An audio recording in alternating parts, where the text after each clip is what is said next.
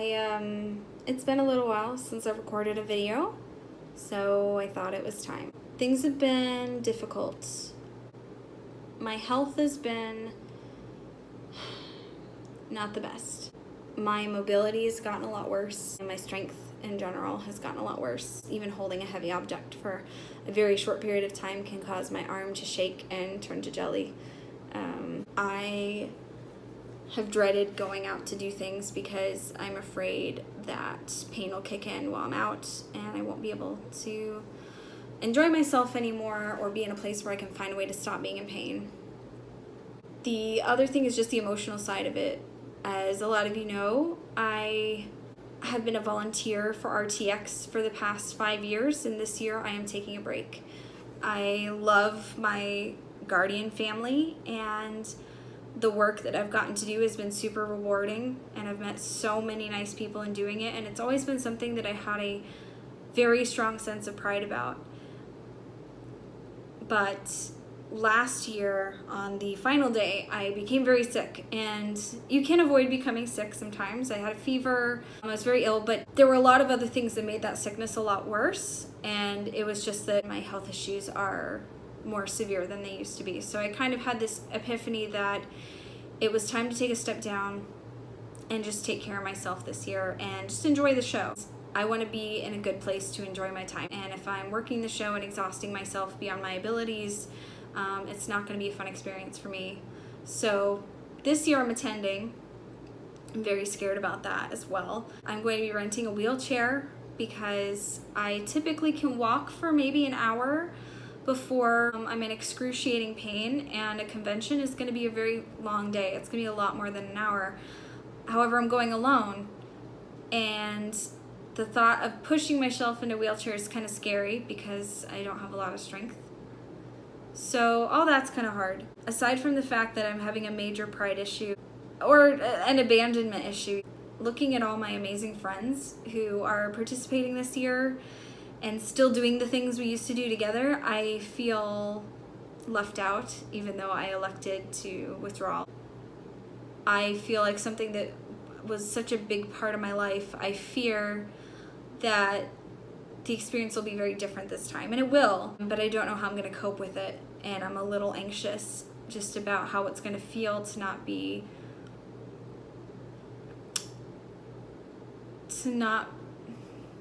a part of the team in the same way. It's something that I always got to feel very proud of myself for, and having those same people see me in a much more vulnerable state is going to be really painful, and something that I'm still trying to process on how to get prepared for. Additionally, just my health has just not been great, and it's, I'm not dying. I mean, no more than anybody else, but just my day-to-day is hard, and it's getting harder. I've been working so hard for the past several years to take control over my physical health, and my next physical health goal is that I desperately need to start aquatherapy. The insurance doesn't cover it, and it's very expensive per session, but I need to find a way to make it work, and I need to find a way to pay for it and do it. I can make it happen. I just have to figure out how. But I think that aquatherapy will make a considerable difference in my strength, and maybe reduce my pain as a result.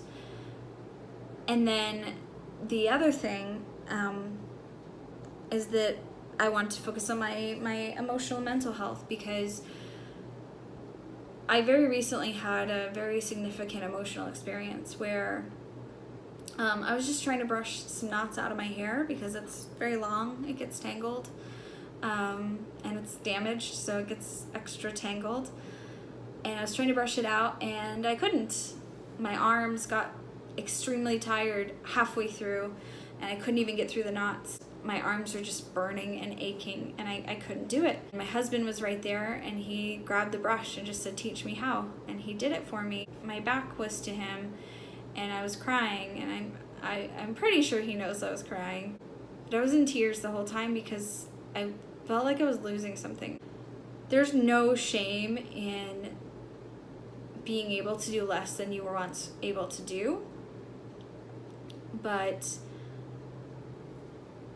there is a lot of grief that comes with mourning your independence that you once had.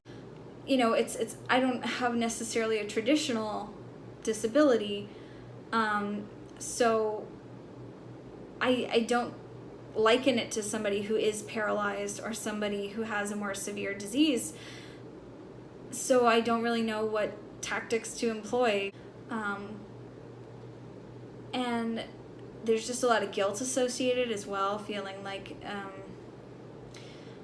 being upset about not being able to brush my hair is so small in comparison to someone else who, you know, people going through transplants or people who are paralyzed completely. Comparatively, I don't have it that bad. I mean, all things considered, my life is pretty good, but navigating my life is becoming harder than I expected. And then I need to start taking care of my mental health. I just do. I'm very cavalier about my mental health, or just so depressed where I just feel like my existence is a burden.